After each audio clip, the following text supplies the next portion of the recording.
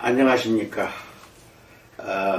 신학생들 모두가 다 내가 하는 이 세미나 겸 설교를 잘 들어서 여러분 것으로 체화시켜야 되는데 모두가 다 참여해서 날마다 내가 하는 내용을 잘 듣고 여러분이 공부하는 그 신학을 더 많이 또 깊이 있게 연구하는 기회가 되도록 했으면 좋겠습니다. 이로 말미암아 앞으로 할 여러분들의 목회 사역에 큰 도움이 되리라 믿습니다. 마찬가지로 교단 목회자님들에게도 엄청난 도움이 되리라고 믿습니다. 오늘은 우리 삶에 대한 최종 권위가 성경에 있는데요. 왜 그렇게 성경이 우리에게 삶에 대한 최종 권위가 되는가, 이것을 나름대로 연구하는 시간을 갖기로 하겠습니다. 먼저 누가복음 10장 22절, 내 아버지께서 모든 것을 내게 주셨으니 아버지 외에는 아들이 누구인지 아는 자가 없고 아들과 또 아들의 소원대로 계시를 받는 자 외에는 아버지가 누구인지 아는 자가 없나이다. 이렇게 말씀하시는 예수님의 뜻을 잘 기억하시고 들어보시기 바랍니다. 먼저, 성경은 진리입니까? 전부가 완전히 진리인가요? 성경의 모든 가르침은 다른 모든 진리 주장의 시금석이 될 수 있을 만큼 신빙성이 있는가요? 성경은 자체적 관점에 따르면 성경은 인간의 말이 아니라 하나님의 말씀입니다. 성경은 정말 하나님의 말씀인가요? 제대로 이해했을 때 성경은 하나라도 거짓을 가르치는가요? 물론 이 질문을 할 때 우리가 염두에 둘 것이 있습니다. 구약 가르침 중 많은 부분은 그리스도를 통해 성취되고 종결되었습니다. 예컨대 이스라엘을 다른 민족들과 구별해 주었던 음식, 할례, 제사, 정결 예식 등에 관한 율법과 같은 부분들이 종결되었습니다. 따라서 오늘은 우리에게는 구약시대의 이스라엘에게 적용되던 방식이 그대로 적용되지를 않는 부분이 있습니다. 율법은 크게 세 가지로 구분할 수가 있어요. 먼저 도덕법, 시민법, 그리고 의식법입니다. 그런데 의식법과 시민법은 종결되었고 도덕법은 유일하게 지금 아니라 앞으로 종말 때까지 우리가 지켜야 할 법은 살아 있습니다. 그것을 잘 알기 바랍니다. 첫째, 축자 영감과 무호성에 대해서 말씀을 드립니다. 축자 영감이라는 것은 성경의 글자 하나하나, 단어 하나, 하나님의 영감을 받아서 책을 썼다 해서 축자 영감이라고 합니다. 그 모두를 염두에 두고서 우리는 이렇게 물어봅니다. 성경은 하나님의 진리를 무오하게 담아냈는가?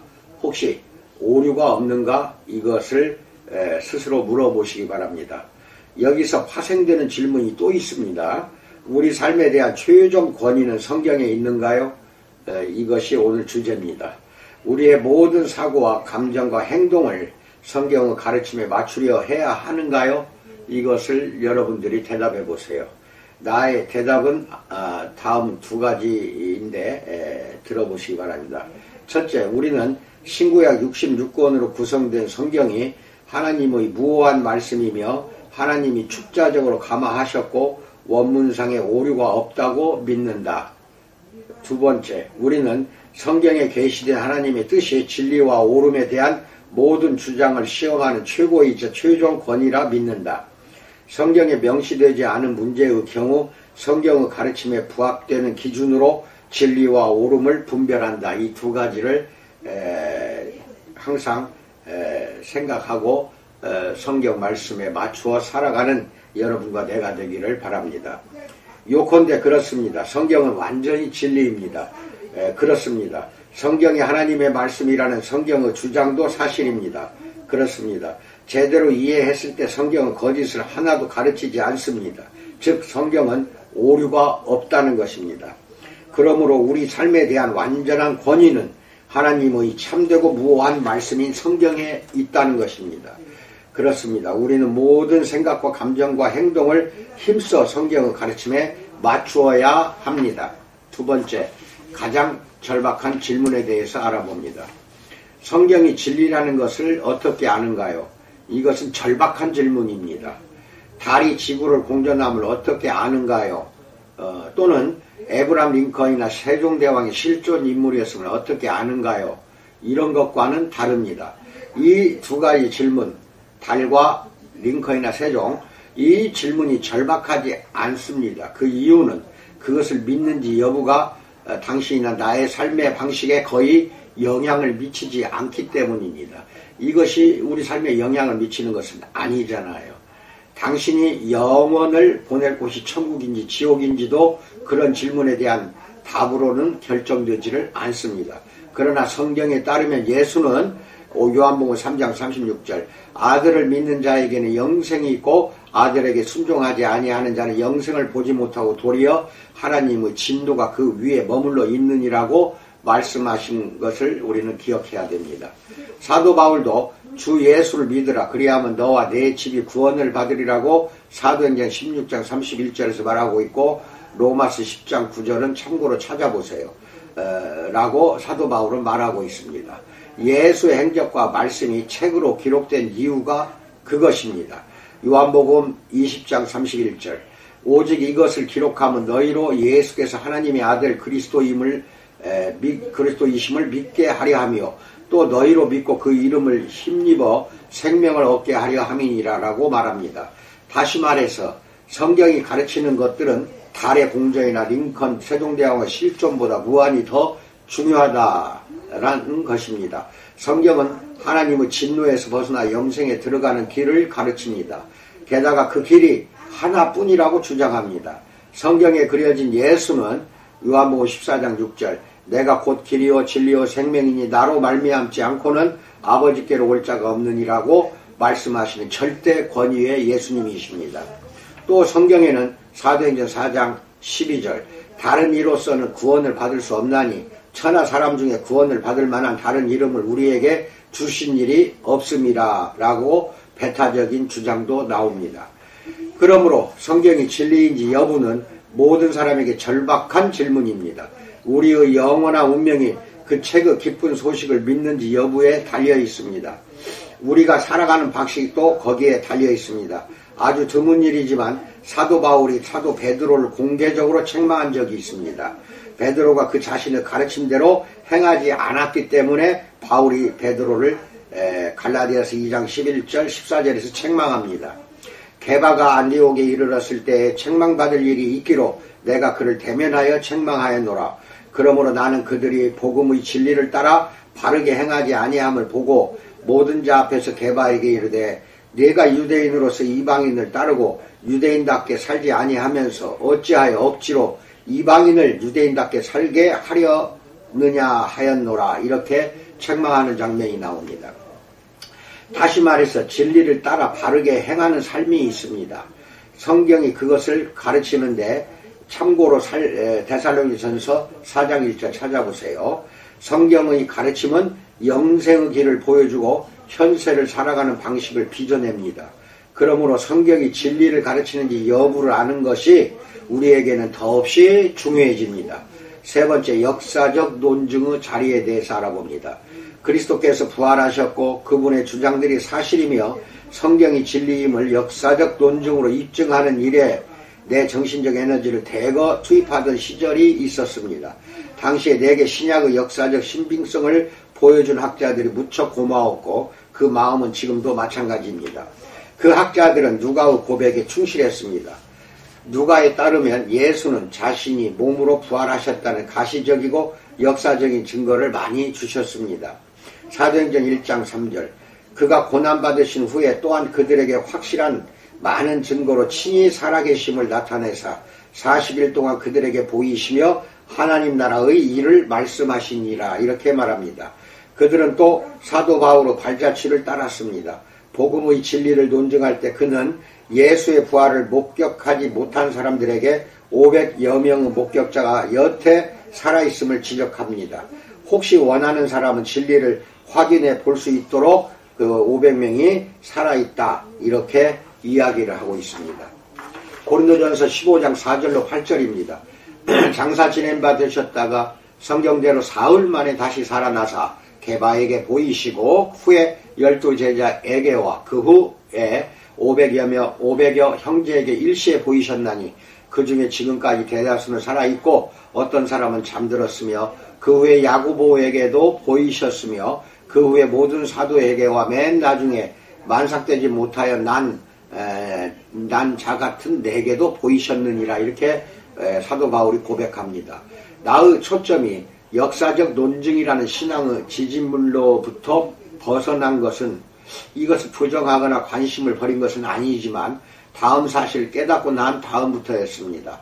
세상의 대다수 사람들과 특히 교육 수준이 낮은 개발도상국의 사람들은 자신의 신앙을 지지해줄 상세한 논증을 추구할 시간도 없고 교육적 배경도 없습니다.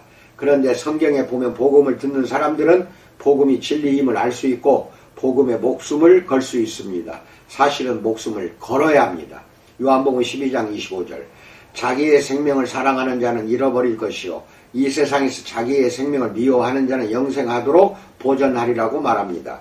성경에 따르면 사람은 자신에게 영생이 있음을 사도들의 기록물을 통해 알 수가 있습니다.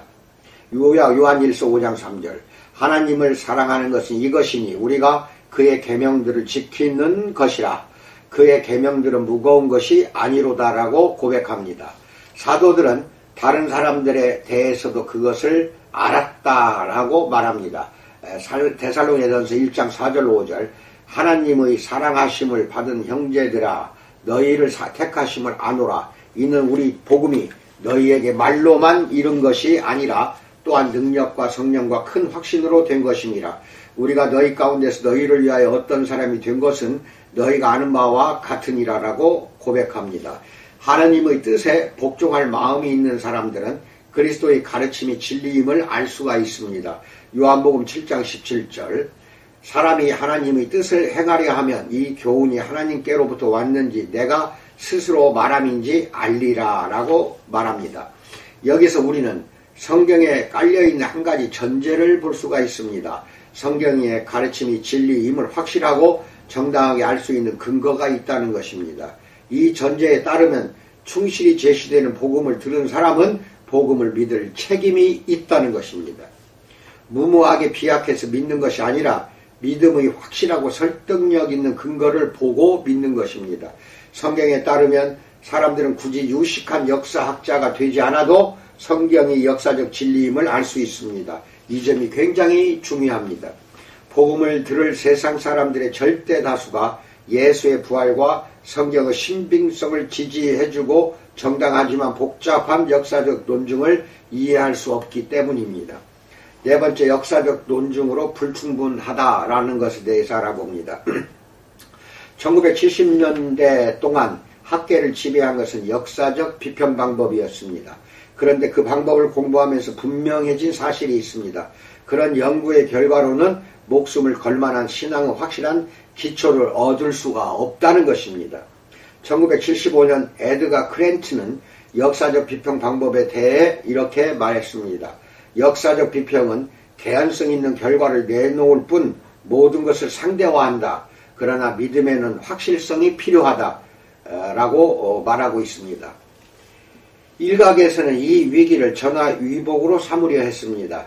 그래서 믿음의 확실성이 필요하기는커녕 본질상 믿음이란 불확실성 속으로 도약하는 모험이라고 주장했습니다. 그들은 비평 덕분에 역사에 얽매이지 않고 오히려 신앙의 취약성을 직시할 수 있다라고 말합니다. 이는 우리가 믿음으로 행하고 보는 것을 행하지 아니함이로다 라고 한 고린도후서 5장 7절까지 인용할지도 모릅니다. 그러나 이 구절이 말하는 것은 미래의 희망이지 희망에 대한 과거의 기초가 아닙니다. 전자는 눈에 보이지만 후자는 보일 수도 있습니다. 고린도후서 5장 6절 그러므로 우리가 항상 담대하여 몸으로 있을 때에는 주와 따로 있는 줄을 아노니 이렇게 말합니다. 물론 히브리서 11장 1절 믿음은 바라는 것들의 실상이요 보이지 않는 것들의 증거니 이렇게 말합니다. 과연 우리가 믿는 것들 자체는 보이지 않습니다. 그러나 믿음의 기초마저 보이지 않는다는 말은 신약에 없습니다. 독일의 가장 저명한 신학자 중 하나는 볼프하르트 판넨베르크였습니다. 그는 역사적 비평의 홍수를 피하여 안전하다는 항구로 도피하는 현상을 개탄했습니다. 그러면서 믿음을 실제하는 역사적 기초로부터 분리시키면 믿음의 본질에 유해하며 결국 맹신에 빠진다고 역설합니다. 거기까지는 나도 그의 말이 맞다고 봅니다. 이를 내 방식대로 표현하면 무모하게 비약하는 믿음은 믿음의 대상을 영화롭게 할 수 없습니다. 알지도 못하면서 믿으면 영광은 과감한 모험 자체의 몫이 됩니다. 곧 보겠지만 이는 신약이 말하는 믿음이 아닙니다. 역사를 모르는 평범한 사람이 그리스도께 모든 것을 걸려면 믿음의 발밑에 탄탄한 기초가 필요합니다. 그런데 판넨베르크는 이 문제에 충분한 해답을 내놓지 못했습니다. 물론 그의 입장이 불충분함을 내가 알아차린 것은 누군가가 그 점을 지적해 주었기 때문입니다. 데니얼 풀러는 부활절 신앙과 역사에서 이렇게 썼습니다. 인간이 믿음에 도달할 수 있는 길이 역사적 논증뿐이라면 믿음은 역사적 사고가 가능한 소수의 무리에게만 가능해진다. 그 밖에 평범한 사람이 믿음에 이르려면 역사가라는 제사장의 권위에 기꺼이 복종해야만 한다. 판넨베르크는 믿음을 만인의 것이 되게 하려다가 역사가를 사실상 제사장으로 만들었다. 그에 따르면 신학이 할 일은 기독교에서 선포하는 내용의 신빙성을 변증하여 일반 평신도들로 하여금 특별한 역사적 실력을 갖춘 신학자가 제공하는 권위 때문에 그것을 믿게 하는 것이다 라고 말합니다. 판넨베르크 자신의 말로 들어봅니다. 신뢰하는 믿음은 이런 식으로도 생겨날 수 있다. 즉 신자는 믿음에 전제되는 지식의 신뢰성을 늘 스스로 입증할 필요는 없다. 그것은 특별히 신학이 할 일이지 그리스도인마다 일일이 그 일을 할 필요는 없다. 그들은 자신의 믿음의 근거가 이미 잘 정리되어 있다는 가정하에 믿으면 된다. 물론 이런 관점이 성립되려면 기독교 전통의 신빙성을 확신하는 풍토가 전제되어야 한다라고 말합니다. 일반적인 평신도들이 성경의 가르침을 믿게 되는 과정에서 부딪히는 문제에 대한 답으로는 내가 보기에 불충분해 보였습니다. 이것은 그들의 영생이 걸려있는 문제입니다. 자신의 믿음의 근거가 이미 잘 정리되어 있다는 가정하에 믿으면 된다는 말로는 부족합니다. 학계에는 성경의 가르침의 역사성과 의미에 대해 방대하고도 수많은 이견들이 있습니다. 그런 마당에 누구든지 이미 잘 정리되어 있다고 믿기만 하면 된다는 말은 아니해 보입니다. 다섯 번째, 역사를 모른다 해서 비약하는 것은 아니다 라는 것에 대해서 알아봅니다. 시간과 역사적 교육 배경이 별로 없는 평범한 사람들도 성경이 진리임을 확고하고 정당하게 알려면 내가 보기에 그 기초로서 뭔가 다른 길이 있어야 했습니다.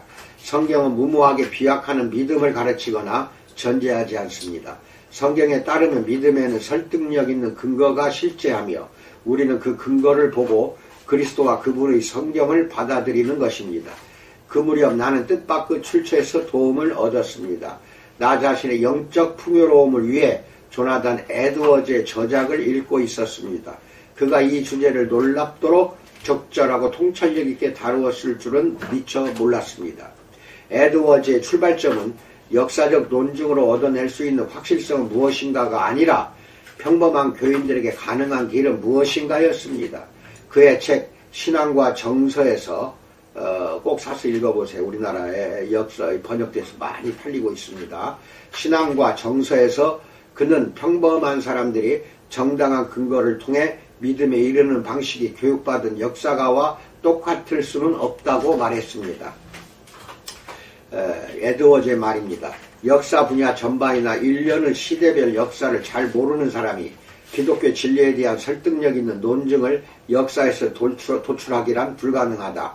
그 결과로 진리의 모든 것을 걸 정도는 될 수가 없다. 이어지는 그의 말에서는 선교사의 심정이 묻어납니다. 하우사 토닉을 비롯한 여러 인디언 부족이 최근에 기독교를 배우려는 열의를 보이고 있다. 그러나 그리스도를 위해 모든 것을 버리고 싶어지려면 기독교의 진리성에 대한 충분한 증거가 필요한데 만일 그들이 이 역사적 논증의 길 외에 다른 어떤 증거도 접할 수 없다며 상황은 암담하다라고 말하고 있습니다. 언뜻 보기에는 에드워즈 말이 이렇게 들릴 수 있습니다. 성경의 메시지를 믿는 믿음은 실제하는 객관적 기초, 즉 확고하고 정당한 지식의 근거를 보는 것이 아니라 무모한 비약이라고 말입니다. 그러나 그의 결론은 그것이 아닙니다. 물론 그는 역사적 논증이 역사를 모르는 사람에게 또는 곧 보겠지만 역사가에게도 믿음의 가장 깊고 가장 확실한 근거를 제공하지 못한다고 역설합니다. 하지만 동시에 그는 평범한 사람들도 역사적, 사실적 증거와 충분한 이유에 근거하여 하나님의 것들에 대한 확실성을 얻을 수 있다고 단언합니다. 여섯 번째, 근거 없는 믿음은 믿음의 대상을 영화롭게 하지 못한다라는 말에 대해 알아봅니다. 에드워즈는 그리스도인의 믿음의 근거가 합리적 납득이나 확신에 있지 않는 한 그 믿음이라는 열매는 초자연적이지 못한 덕목에 불과하다고 굳게 믿었습니다. 내 생각에 우리도 다 그렇게 믿어야 합니다. 그의 설명을 듣기 전에 이렇게 한번 생각해보라. 당신이 길거리에서 모르는 어떤 사람을 만났는데 그가 당신에게 현금 5천만 원이 든 자료를 주면서 계좌번호는 자료 속에 들어있으니 대신 은행에 입금해달라고 한다고 하자. 생명부지의 사람인지라 당신은 놀라서 묻는다. 왜 나를 믿는 겁니까? 그가 이렇게 답한다고 하자. 이유 같은 건 없습니다. 그냥 모험하는 겁니다. 당신을 향한 그 믿음은 어떤 결과를 낳을까? 그게 당신에게 영광이 될까? 아니, 그렇지 않다. 그 사람이 바보임을 보여줄 뿐이다. 이번에는 상대가 이렇게 답한다고 하자. 물론 당신은 나를 물을 겁니다. 하지만 나는 당신과 같은 건물에서 일하면서 지난 1년 동안 당신을 지켜보았습니다. 매사에 정직한 당신의 성품을 보았고 당신을 아는 사람들과 얘기도 해보았습니다. 내가 당신을 믿고 이 돈을 맡기는 이유는 당신의 정직성과 신빙성을 믿을 만한 충분한 이유가 있기 때문입니다. 이렇게 답합니다. 이 믿음은 어떤 결과를 낳을까? 당신에게 정말 영광이 됩니다. 왜 그럴까? 당신이 훌륭한 사람이라는 사실적 증거에 기초해 있기 때문이다. 이런 믿음은 어리석은 열매가 아니라 지혜로운 열매이며 이 믿음과 지혜는 믿음의 대상을 영화롭게 한다. 하나님에 대해서도 마찬가지입니다. 너는 왜 내 말을 믿었느냐라는 그분의 물음에 이유 같은 건 없습니다. 그냥 모험하는 겁니다. 라고 답한다면 그분께 영광이 되지도 않고 우리는 바보가 됩니다. 그래서 그리스도인의 믿음의 근거가 합리적 납득이나 확신에 있지 않는 한 그 믿음이라는 열매가 한낱 자연적 덕목에 불과하다는 에드워즈의 말은 옳습니다. 그렇다면 그 합리적 확신이란 무엇인가요? 성경을 믿게 해준 그 확고한 기초를 우리는 어떻게 얻을 수 있는가요? 이제 에드워즈의 설명을 직접 들어봅니다. 내가 말하는 합리적 확신이란 사실적 증거나 충분한 이유나 정당한 근거에 기초한 확신이다. 어떤 사람들은 기독교가 진리라고 굳게 확신하지만 그 확신이 전혀 증거에 기초하지 않고 순전히 교육과 타인의 견해에 기초한 것일 수 있다. 많은 무슬림들이 이슬람교를 진리라고 확신하는 이유가 그들의 조상과 이웃과 국가가 그렇게 믿기 때문인 것과 같다. 기독교를 진리라 믿는 근거가 무슬림들이 이슬람교를 믿는 근거와 같다면 믿음의 수준도 똑같다.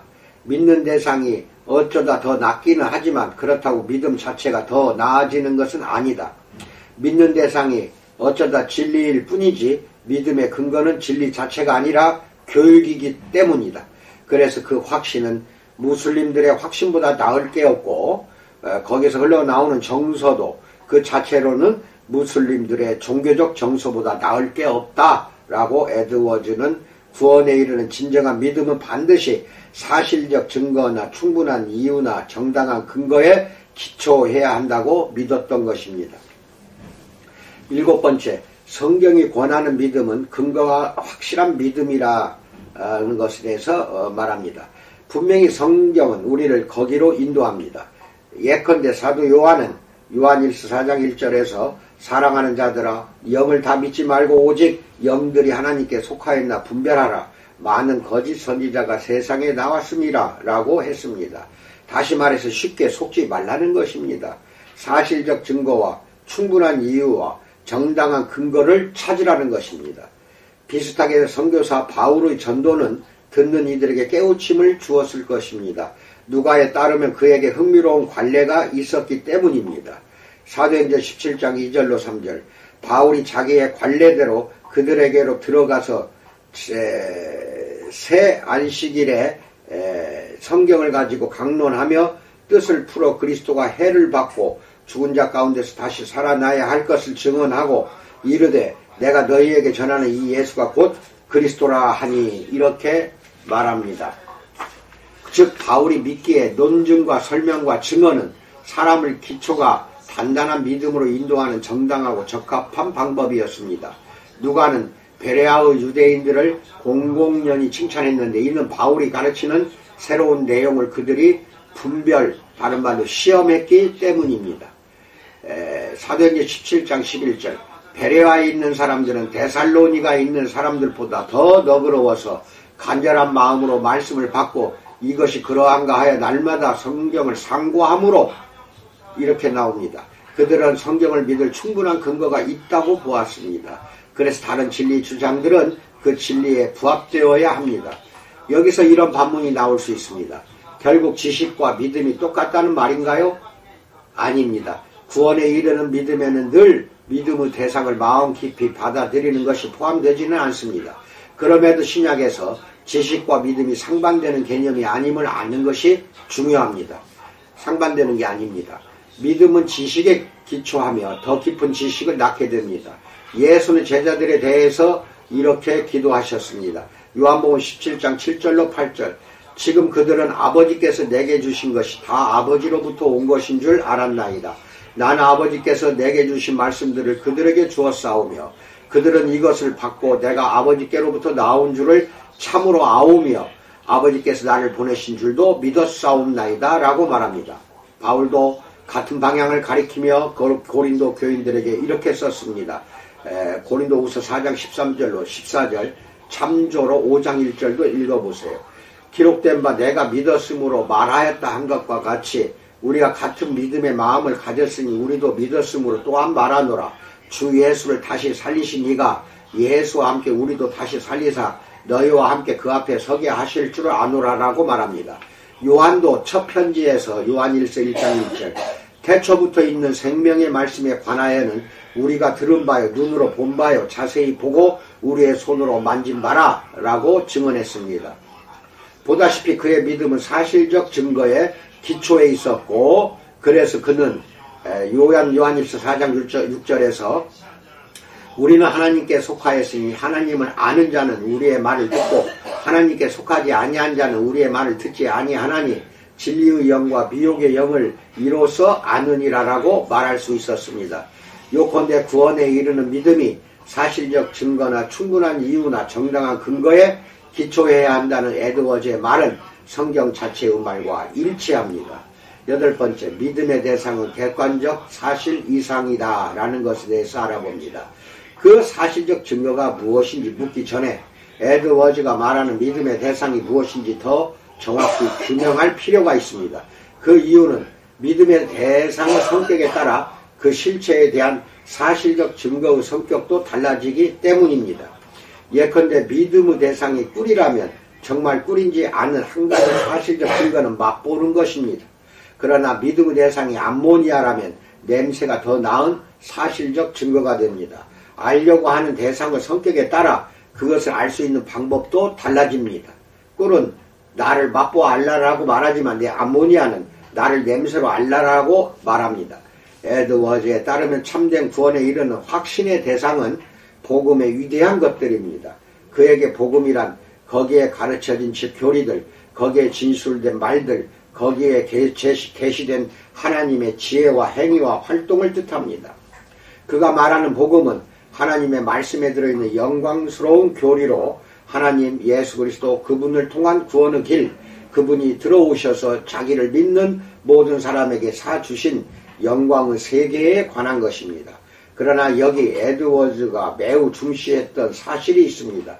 믿음의 대상은 복음의 사실성만이 아니라 또한 하나님의 것들의 거룩한 아름다움과 매력입니다. 즉 도덕적으로 완전하신 그분의 아름다움 내지 영광입니다. 그런 것들을 거룩하고 지고한 탁월함과 아름다움입니다. 구원에 이르는 믿음이 확신해야 할 복음의 속성들은 아름다움, 탁월함, 완전함, 매력, 신성, 거룩함 등이지 단지 역사적 사실이나 교리적 명제가 아니라는 것입니다. 이런 어휘가 현대인들에게 더러 생소할 수 있으나 에드워즈가 말하는 내용은 대다수의 생각하는 그리스도인들에게 새삼스러운 것이 아닙니다. 우리도 대부분 한 번쯤 배웠듯이 어떤 믿음은 귀신들에게도 있으며 구원과 전혀 무관합니다. 귀신도 믿음이 있다는 것입니다. 그러나 구원과는 전혀 상관없는 믿음이라는 것입니다. 에드워즈가 명시했듯이 우리의 믿음은 구원에 이르는 믿음이 되어야 한다는 것입니다. 예컨대 예수의 동생 야고보는 야고보서 2장 19절에서 내가 하나님은 한 분이신 줄을 믿느냐 잘하는도다 귀신들도 믿고 떴느니라라고 썼습니다. 에드워즈가 하려는 말은 영적인 실제의 존재를 믿는다 해서 그 믿음이 꼭 당신에게 유익이 되지 않는다는 것입니다. 참 중요한 겁니다. 그 영적인 실체나 복음이나 성경이라 하여도 마찬가지입니다. 귀신들도 복음의 존재를 알고 성경이 하나님의 말씀임을 압니다. 그러나 에드워즈의 표현으로 그들은 진리의 아름다움, 탁월함, 완전함, 매력, 거룩함을 보지 못한다는 것입니다. 마태복음 13장 13절 보아도 보지 못하는 것입니다. 하나님이 보는 눈을 주실 때까지는 우리 모두의 운명도 마찬가지입니다. 에베소서 1장 17절로 18절 찾으세요.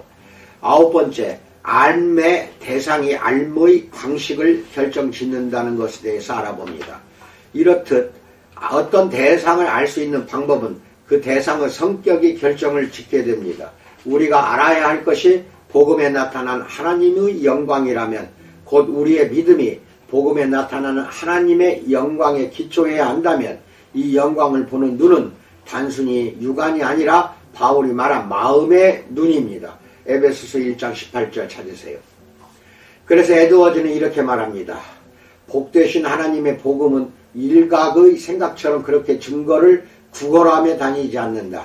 복음은 가장 뛰어나고 가장 합당한 증거는 그 자체 안에 있다라고 말합니다. 구체적으로 말하면 이렇습니다. 인간의 사고가 복음의 진리에 도달하는 방법은 하나뿐이니 곧 그 진리에 나타난 하나님의 영광을 통해서이다. 사람이 복음의 진리에 대해 웬만큼 탄탄한 납득과 확신에 이르려면 진리의 내적 증거가 필요하다. 그것이 바로 앞서 말한 방법, 즉 진리의 영광을 보는 일이다.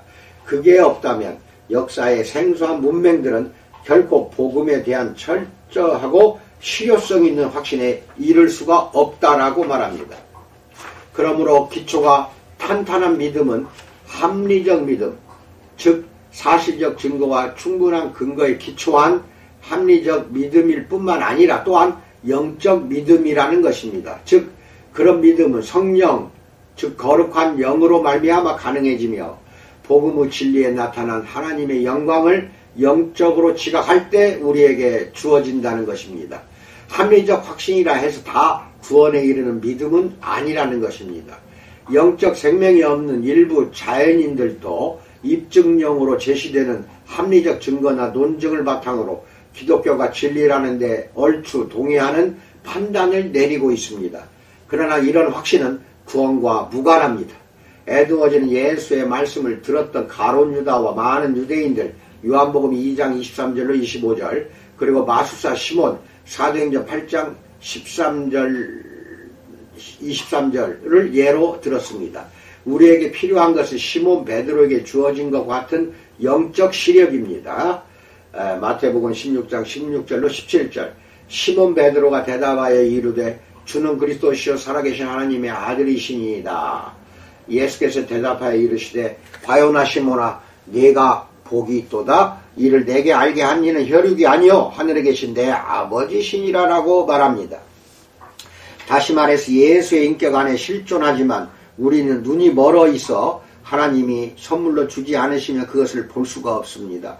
예수는 이렇게 표현하셨습니다. 누가복음 10장 21절로 22절 그때 예수께서 성령으로 기뻐하시며 이르시되 천지의 주제이신 아버지가 이것을 지혜롭고 슬기 있는 자들에게는 숨기시고 어린 아이들에게는 나타내심을 감사하나이다. 옳소이다. 이렇게 된 것이 아버지의 뜻이니이다. 내 아버지께서 모든 것을 내게 주셨으니 아버지 외에는 아들이 누구인지 아는 자가 없고 아들과 또 아들의 소원대로 계시를 받는 자 외에는 아버지가 누구인지 아는 자가 없나이다 라고 고백합니다. 영적 지각 내지 이해는 그런 것들이 신성하고 지고하고 거룩한 탁월함과 아름다움을 느끼고 맛보는 것으로 이루어집니다. 다시 말해서 하나님의 실존하는 영광을 알되 그분께 받은 영적 시력에 기초한 지식은 한낱 머릿속의 지식과는 전혀 다릅니다. 영적 지식은 이성적 역량을 구사할 뿐 아니라 또한 영적 역량으로 시편 34편 8절 맛보는 것인데요. 너희는 여호와의 선하심을 맛보아 알지어다. 그에게 피하는 자는 복이 있도다.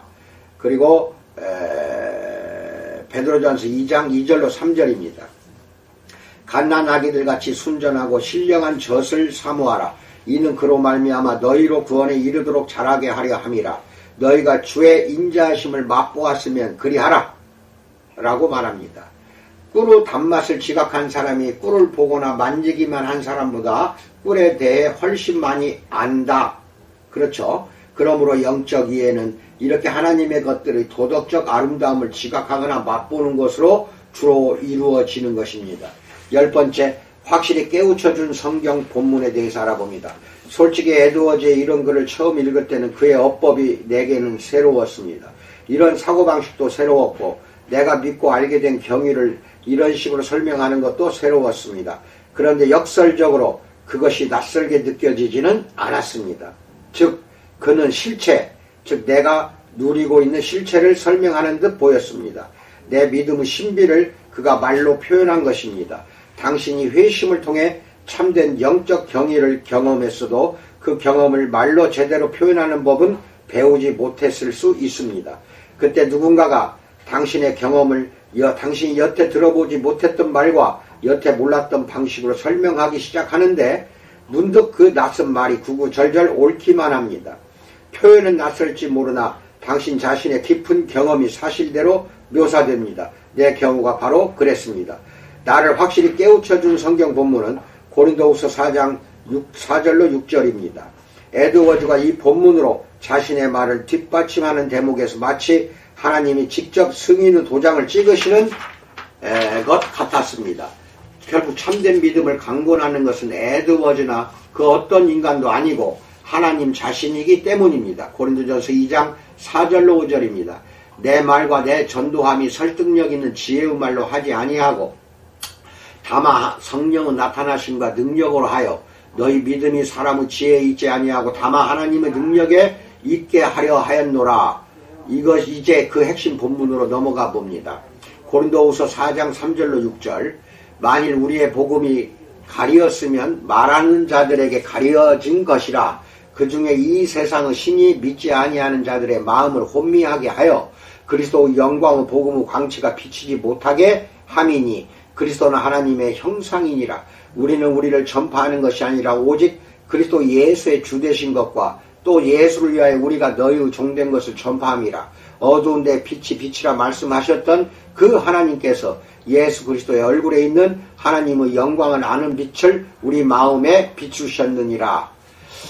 4절과 6절의 표현법이 서로 얼마나 비슷한지 잘 다시 한번 성경을 찾아서 비교해 보세요.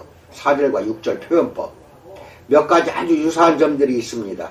4절에서 사탄을 혼미하게 하지만 6절에서 하나님은 빛을 비추십니다.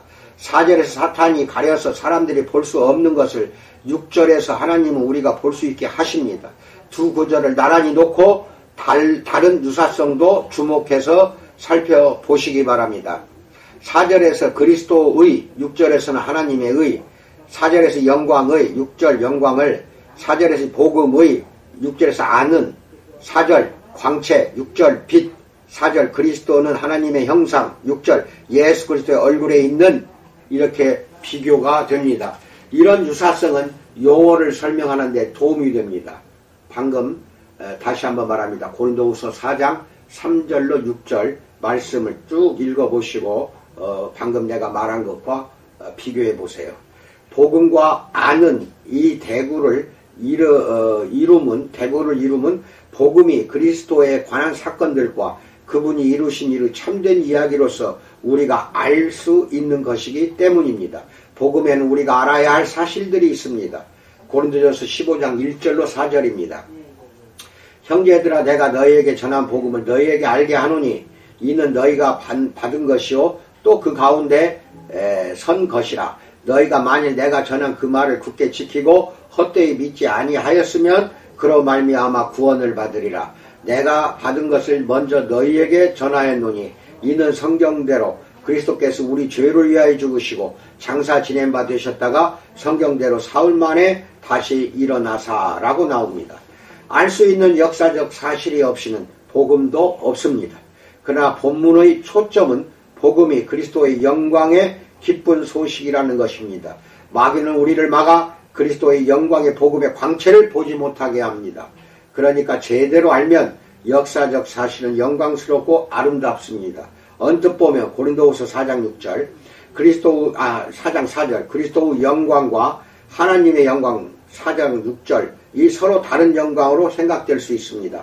그러나 잘 보면 알겠지만 바울은 그리스도의 영광을 말하자마자 그리스도는 하나님의 형상이니라고 설명하는 게 4절입니다. 또 하나님의 영광을 말할 때에는 예수 그리스도의 얼굴에 있는 이라는 말로 수식을 하는 게 6절입니다. 다시 말해서 바울은 그리스도의 영광과 하나님의 영광이 하나임을 우리에게 확실히 보여줍니다. 동일하다는 것입니다. 그리스도의 영광, 하나님의 영광 동일합니다. 그리스도는 하나님의 형상이기 때문이고 하나님의 영광 그리스도의 얼굴에 빛이 납니다. 그러므로 4절에 언급된 비신자들의 특징, 즉 이 세상의 신이 믿지 않은 자들의 마음을 혼미하게 하여 비신자들의 특징이죠. 이것은 그들의 눈이 멀어 복음에 나타난 하나님의 영광을 보지 못한다는 것입니다. 비신자도 혹 복음의 사실들을 알 수는 있으나 그리스도의 영광의 복음의 광채를 보지 못한다는 겁니다. 알 수는 있으나 보지 못하는 겁니다. 비신자의 마음의 눈에는 복음의 그리스도가 비치지를 못합니다. 절대로 못합니다. 그는 그리스도의 영광을 하나님의 아름다움과 자신의 최고의 보물로 보지를 못한다는 것입니다. 복음을 듣거나 성경을 읽을 때도 그는 사실만 볼 뿐 영광을 보지 못합니다. 이게 차이가 있습니다. 그런데 크리스찬들, 신자들도 사실만 보기만 하지 하나님의 영광, 그리스도의 영광을 보지를 못한다는 것입니다. 이게 구원에 이르는 데서 결판이 납니다. 조심하시기 바랍니다. 11번째, 믿음은 실제 하는 대상을 볼 때 생겨나는 것입니다. 여기서 중요하게 강조할 것이 있습니다. 복음에 나타난 그리스도의 영광은 객관적 실체입니다. 이 영광은 우리에게 있는 것이 아니라 그리스도 안에 있고 복음 안에 있습니다. 주관적인 것이 아니라 그리스도 안에 있고 복음 안에 있습니다. 주관적이 아닙니다. 객관적입니다. 그래서 그것은 우리 믿음의 사실적 증거와 충분한 근거의 역할을 할 수 있습니다. 이 영광은 우리가 만들어내거나 우리 쪽에서 복음이나 성경에 부여해 주는 것이 아니라 이미 존재하고 있습니다. 이미 존재하기에 본래는 보이게 되어 있는 것입니다. 우리가 영적으로 눈이 멀어 완전히 둔해졌기 때문에 보지 못하는 것입니다. 에드워즈는 이 영광의 실체를 이렇게 강조했습니다. 하나님의 이 독특한 영광이 가장 찬란하고 선명하게 명시되는 곳은 우리에게 복음으로 제시되고 드러난 것들 속이다. 즉 거기에 가르쳐진 교리들, 거기에 진술된 말, 거기에 계시된 하나님의 지혜와 행위와 활동 속이다. 이것들이야말로 도덕적으로 완전하신 하나님의 영광이 사상 최고로 투명하고 수려하고 독특하게 반사된 것이다. 하나님의 영광이 복음 안에 그처럼 독특하게 명시되고 입증되어 있다면 당연히 그것을 볼 수도 있어야 한다. 그것을 보이지 않게 막는 게 무엇이겠는가? 그것을 볼 수 없다는 말이 아니라 현세의 일들은 분별하면서도 그 영광은 보지 못하는 사람들이 있다는 뜻이다. 복음에 입증되어 있는 탁월함이 그토록 형언할 수 없이 독특한 것이라면 당연히 하나님의 영의 특별한 영광과 조명이 없이는 그 탁월함을 분별할 수 없다라고 말합니다. 에드워즈 질문은 이것입니다. 복음의 진리를 확고하고 정당하게 아는 근거는 무엇인가?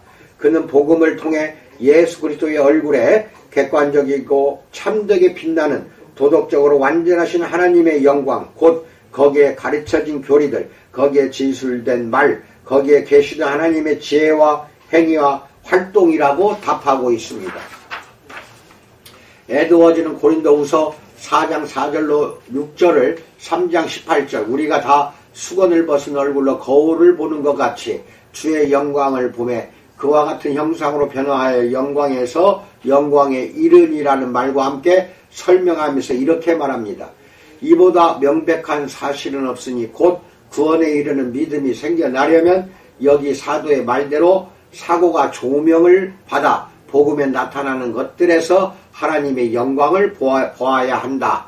요컨대 구원에 이르는 믿음의 기초가 될 사실적 증거와 정당한 근거는 복음에 나타난 하나님의 영광이라는 것입니다.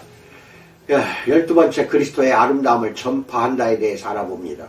그리스도의 영광의 복음을 묘사한 두 병행구절 4절과 6절이죠. 그 사이에 5절이 끼어 있는데 아직 5절에 대해서는 아무 말도 하지 않았습니다. 바울은 이렇게 썼습니다. 우리는 우리를 전파하는 것이 아니라 오직 그리스도 예수의 주되신 것과 또 예수를 위하여 우리가 너희의 종된 것을 전파함이라 이렇게 나옵니다. 이 구절의 초점은 두 가지입니다. 첫째는 주되신 그리스도, 둘째는 그분을 전하는 이들의 낮은 신분, 즉 종의 자리입니다. 바울의 논리를 이해하려면 두 초점이 중요합니다.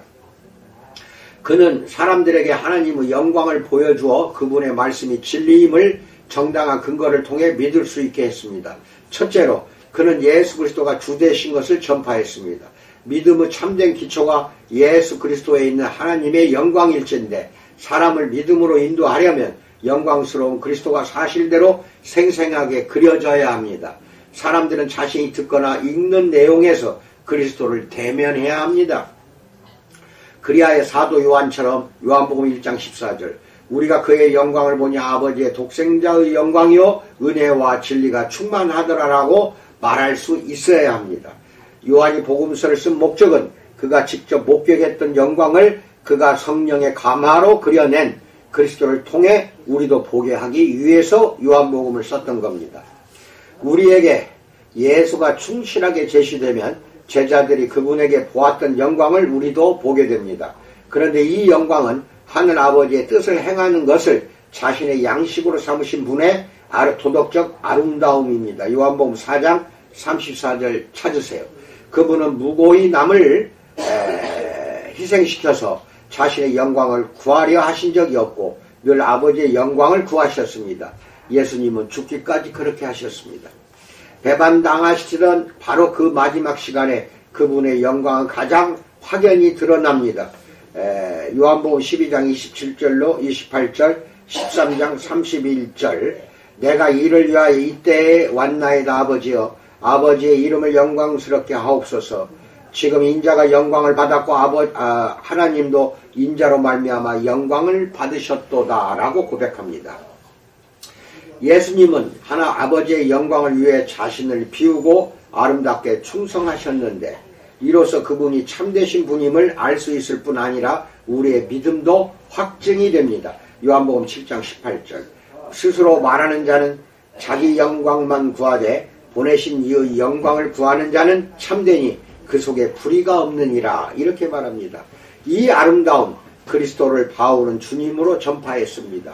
요한을 비롯한 복음서 저자들과 달리 그는 이 땅에 사셨던 예수의 생애에 초점을 맞추지는 않았으나 그가 제시한 그리스도의 속성은 똑같습니다. 그분은 하나님으로서의 권리를 포기하고 종의 형체를 취하셨고 아버지께 순종하여 겸손히 죽으셨습니다. 빌립보서 2장 6절로 8절 찾으세요. 부요하신 그분이 우리를 위해 가난하게 되셨습니다. 고린도후서 8장 9절 찾으세요. 그분은 자기를 기쁘게 하지 않으시고 사람들의 비방을 당하셨으며 우리를 받아 함께 교제하심으로 하나님께 영광을 충만한 복음으로 전파했고 이로써 자신이 구원에 이르는 믿음의 근거를 충분히 제시했다고 믿었습니다. 13번째, 그리스도의 아름다움을 몸소 보여줍니다. 주님의 영광을 전파하는 사람은 자신이 하려는 사람들을 위해 예수의 종이 됩니다. 이것이 고린도후서 4장 5절의 두 번째 초점입니다. 우리는 우리를 전파하는 것이 아니라 오직 그리스도 예수의 주되신 것과 또 예수를 위하여 우리가 너희의 종된 것을 전파한다 그랬습니다. 다시 말해서 전파하는 자는 전파되시는 분의 아름다움을 몸소 보여주는 것입니다. 하나님께 받은 자신의 자유를 아낌없이 내려놓고 종의 역할을 맡으며 사람들의 유익을 위해 자신을 그들의 처분에 맡깁니다. 빌립보서 2장 5절 찾으세요. 이런 행동에는 분명한 원인과 정확한 목적이 있습니다. 이런 희생적 행동의 원인은 5구절 앞에 있는 고린도후서 3장 18절에 나옵니다. 우리가 다 수건을 벗은 얼굴로 거울을 보는 것 같이 주의 영광을 보매 그와 같은 형상으로 변화하여 영광에서 영광에 이르니 곧 주의 영으로 말미암음이니라 이렇게 말합니다. 주 대신 그리스도의 영광을 전파하는 사람은 그 영광을 보았을 수밖에 없습니다. 그런데 바울에 따르면 사람이 그분의 영광을 보고도 변화되지 않을 수는 없습니다. 우리는 주의 영광을 보면서 변화되어 가고 있습니다. 사도 요한은 첫 편지에서 요한일서 3장 2절 사랑하는 자들아 우리가 지금 하나님의 자녀라 장래에 어떻게 될지는 아직 나타나지 아니하였으나 그가 나타나시면 우리가 그와 같은 줄을 아는 것은 그의 참모습 그대로 될 것이기 때문이니라고 단언했습니다. 복음 안에서 그리스도의 영광을 보는 우리에게 이 약속은 이미 성취되고 있습니다. 바울이 고린도후서 3장 18절에 한 말이 바로 그것입니다. 사람은 자신이 흠모하는 대상처럼 되게 마련입니다. 그분처럼 우리도 그저 자기를 기쁘게 하려는 것이 아니라 자신의 권리를 버리고 사람들을 위해 종이 된다는 뜻입니다. 그리스도의 아름다운 성품을 보면서 우리도 점차 그렇게 닮아갑니다. 이렇게 변화되어 희생적 종의 역할을 하는 목적은 믿음의 근거인 하나님의 영광을 몸소 더 보여주기 위해서입니다. 즉 그리스도의 영광을 복음으로만 아니라 우리 삶으로도 제시하는 것입니다. 우리는 그리스도의 얼굴에 있는 하나님의 영광을 아는 빛을 전파하면서 또한 세상의 빛이 되는 것입니다. 사람들이 우리의 착한 행실을 보고 하늘에 계신 우리 아버지께 영광을 돌릴 수 있도록 말입니다. 마태복음 5장 16절 찾으세요. 우리는 그리스도 안에 있는 하나님의 영광을 보고 그 영광을 사랑하고 그로 인해 변화되어 가야 합니다. 그러면 그 영광을 반사하는 거울이 되고 사람들을 정당한 믿음에 이르게 하는 통로가 됩니다. 매우 중요합니다. 고린도후서 4장 4절과 6절 사이에 5절이 들어있는 이유가 그것입니다. 주의 영광을 전파하고 또 몸소 보여주면 그 결과는 6절의 기적이 될 수 있고 4절의 흑암이 될 수도 있다는 것입니다. 참고로 고린도후서 2장 15절로 16절도 찾아보세요. 14번째, 복음 전파는 하나님과 사람의 협력을 통해서 이루어진다에 대해서 알아봅니다. 고린도후서 4장 5절과 앞뒤 두 구절의 관계로부터 분명해지는 사실이 있습니다. 사람들이 정당한 근거를 통해 진리를 알고 구원에 이르려면 인간의 소통과 하나님의 조명이 협력하여 그분의 영광을 보여주어야 합니다. 5절은 인간의 소통입니다. 우리는 우리를 전파하는 것이 아니라 오직 그리스도 예수의 주되신 것과 또 예수를 위하여 우리가 너희의 종된 것을 전파함이라. 5절입니다.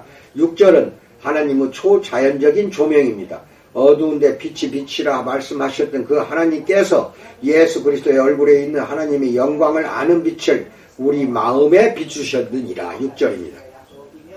그리스도의 영광을 전파하고 몸소 보여주는 것은 사람의 말과 삶이지만 그 영광을 조명하시는 분은 하나님입니다. 그분이 보게 해 주셔야 우리 마음이 그것을 볼 수 있습니다. 디모데후서 2장 24절로 26절에도 이 원리가 놀랍도록 확증되어 있습니다. 여기에도 한편에 인간의 전파와 구현이 있고 다른 한편에 하나님의 조명이 있습니다. 주의 종은 마땅히 다루지 아니하고 모든 사람에 대하여 온유하며 가르치기를 잘하며 참으며 거역하는 자를 온유함으로 훈계할지니 혹 하나님이 그들에게 회개함을 주사 진리를 알게 하실까 하며 그들로 깨어 마귀의 올무에서 벗어나 하나님께 사로잡힌 바 되어 그 뜻을 따르게 하실까 함이라. 이렇게 고백합니다. 알다시피 주의 종 고린도후서 4장 4절과 5절과 마찬가지로 노예라는 뜻입니다. 주의 종은 내용도 분명히 전하고 겸손한 모범도 보여야 합니다. 가르치기를 잘하며 거역하는 자를 훈계할지니 라는 내용입니다. 다투지 아니하고 모든 사람에 대하여 온유하며 참으며 온유함으로는 모범입니다. 그렇게 하면 거역하는 자들의 마음이 열릴까요? 주의 종이 전파하고 몸소 보여주는 그리스도의 아름다움이 그들에게 계시될까요? 자동으로 그렇게 되지는 않습니다. 바울은 인간의 이런 증언이 필수이되 그 자체로는 불충분하다고 말할 것입니다. 부활하신 주님은 바울에게 사명을 맡기실 때 이렇게 말씀하셨습니다. 사도행전 26장 17절로 18절입니다. 이스라엘과 이방인들에게서 내가 너를 구원하여 그들에게 보내어 그 눈을 뜨게 하여 어둠에서 빛으로 사탄의 권세에서 하나님께로 돌아오게 하고 죄사함과 나를 믿어 거룩하게 된 무리 가운데에서 기업을 얻게 하리라 하더이다 라고 나옵니다. 영적 시력을 주시는 결정적 능력이 하나님께 있음을 바울도 알았습니다. 참고로 고린도후서 4장 6절, 디모데후서 2장 25절, 에베소서 1장 17절에 나와 있으니 찾아보세요. 그런데 예수님은 하나님만이 할 수 있는 일을 그에게 명하셨습니다. 이는 하나님이 사람들을 정당한 믿음으로 인도하실 때 반드시 인간의 증언이 필요하도록 정하셨기 때문에 바울에게 명한 겁니다. 주의 종이 수고하여 가르치고 사랑하면 그 가르치고 사랑하는 대상들의 마음이 열릴까요? 이 물음에 대해 바울은 디모데후서 2장 25절로 26절에 이렇게 답했습니다. 거역하는 자를 온유함으로 훈계할지니 혹 하나님이 그들에게 회개함을 주사 진리를 알게 하실까 하며 그들로 깨어 마귀의 올무에서 벗어나 하나님께 사로잡힌 바 되어 그 뜻을 따르게 하실까 함이라 라고 말합니다. 우리의 가르침과 사랑의 열매가 얼마나 맺힐지에 대한 최종 통제권이나 결정권은 우리에게 있지 않습니다. 하지만 큰 희망이 있습니다. 하나님께 최종 결정권이 있으며 그분이 회개함을 주기로 작정하시면 인간이 아무리 완강하게 저항해도 버틸 수 없기 때문입니다. 고린도후서 4장 4절처럼 여기 디모데후서 2장 26절에도 이 세상의 신인 사탄이 또 등장합니다. 거기서는 사람들의 눈을 가려 진리를 보지 못하게 하던 그가 여기서는 그들을 올무에 얽어맵니다. 마찬가지로 고린도후서 4장 6절의 주권자 하나님을 우리는 여기 디모데후서 2장 25절에서도 만납니다. 거기서 그분은 창조 후 첫날처럼 빛이 빛이라 말씀하셔서 어둠에 갇혀있던 사람에게 홀연히 그분의 영광을 보게 하십니다. 그 주권자 하나님이 여기서는 회개함을 주십니다. 이런 초자연적인 역사의 결과로 사탄의 포로는 무감각했던 상태에서 해방됩니다. 이렇게 눈먼 흑암에서 깨어나면 여태 따분하고 거짓되어 보이던 것들의 진리와 아름다움이 보입니다. 진리를 알게 되는 것입니다. 이것은 사실적 증거와 충분한 근거에 기초한 참된 지식입니다. 여태까지 이 지식이 진리임을 몰랐던 것이 진리의 근거가 없어서가 아니라 자신의 눈이 멀었기 때문임을 해방된 포로는 깨닫습니다. 마귀 때문에 무감각해져 있던 그가 이제 하나님의 주권적 은혜로 깨어 진리를 보게 되었습니다. 진리를 알게 되었습니다. 15번째, 복음에서 성경 전체로. 이번 장에서 우리는 사람이 정당한 근거를 통해 복음의 진리를 확신하게 되는 과정에 주로 초점을 맞추었습니다. 이 논증을 성경 전체의 진리를 똑같이 정당하게 확신하는 대로까지 명시적으로 확대하지는 않았습니다. 하지만 에드워즈 말에 암시되는 의미를 보기란 어렵지 않습니다. 그가 생각한 복음은 가장 넓은 의미의 복음이었습니다. 앞서 보았듯이 그에게 복음이란 거기에 가르쳐진 교리들, 거기에 진술된 말, 거기에 계시된 하나님의 지혜와 행위와 활동을 뜻합니다. 또는 하나님의 말씀에 들어있는 영광스러운 교리로 하나님 예수 그리스도 그분을 통한 구원의 길, 그분이 들어오셔서 자기를 믿는 모든 사람에게 사주신 영광의 세계에 관한 것입니다. 물론 복음에 계시된 하나님의 지혜와 행위와 활동, 그리스도를 통한 구원의 길, 영광의 세계라는 것은 매우 광범위한 진리입니다. 다시 말해서 복음이란 단어는 그리스도의 구원사역의 기초와 의미와 파급효과를 알려주는 하나님의 모든 경륜, 사도행전 20장 27절의 줄임말입니다. 하나님의 모든 경륜, 이거 줄임말이죠. 성경과 구별되는 별개의 것이 아니라 그것이 바로 성경입니다. 성경은 하나님이 세상에 자신의 구원사역의 기초와 의미와 파급효과를 알리시는데 꼭 필요하다고 보신 기록물입니다. 따라서 지금까지 살펴본 것처럼 복음의 진리를 정당하게 확신하는 길이 곧 성경 전체의 진리에 대한 정당한 확신에 이르는 길이기도 합니다. 자체적으로 입증되는 사실적이고 객관적인 하나님의 영광이 복음 속에 들어있듯이 성경에 담겨있는 하나님의 권위는 성경 자체로 입증이 됩니다. 마지막으로 16번째, 그 동일한 영광에 대해서 알아봅니다. 진정한 믿음은 충분한 이유나 정당한 근거에 기초합니다. 학자들은 역사적 논증으로 예수의 부활을 아주 개연성 있게 입증할 수 있지만 절대 다수의 평범한 사람들은 그런 전문적인 연구를 따라갈 시간이나 도구가 없습니다. 구원에 이르는 정당한 믿음이 만인에게 가능해지려면 세세한 역사적 논증보다 더 직접적인 방식의 기초를 두어야 합니다. 조나단 에드워즈가 지적한 고린도후서 4장 3절로 6절이 통찰의 분수령이 됩니다. 사람에게 구원에 이르는 믿음이 있는지 여부는 그의 눈이 멀어 있는가 아니면 그리스도 안에 있는 하나님의 영광을 아는 빛을 하나님께 받았는가에 달려 있습니다. 에드워즈는 이 영광을 복음에 입증되어 있는 형언할 수 없이 독특한 탁월함이라 표현했습니다. 바로 이것이 구원에 이르는 믿음의 정당한 근거이며 눈이 멀지 않은 사람들은 그것을 볼 수가 있습니다. 나도 그의 말이 맞다고 봅니다. 곧 보겠지만 하나님의 이 영광은 성경에 두루두루 스며 있습니다. 이는 성경의 일부인 복음을 믿는 근거일 뿐만 아니라 하나님의 말씀 전체를 믿는 근거입니다. 사실 성경 전체는 복음과 유기적으로 맞물려 있으며 그리스도와 그분의 구원사역을 통해 가장 찬란하게 빛나는 그 동일한 영광이 스며 있습니다. 성경의 진리성에 대한 이런 어휘나 논증이 많은 사람들에게 낯설고 생소할 수 있습니다. 그래서 불필요한 당혹감을 없애보려고 합니다. 하나님의 말씀을 통해 그분의 영광을 본다는 것이 무엇인지 4가지 비유로 알아보려고 합니다. 불필요한 당혹감이라고 한 이유는 우리가 상대하는 실체가 참으로 워낙 생소하여 어쩌면 처음에는 당혹스러울 수밖에 없기 때문입니다.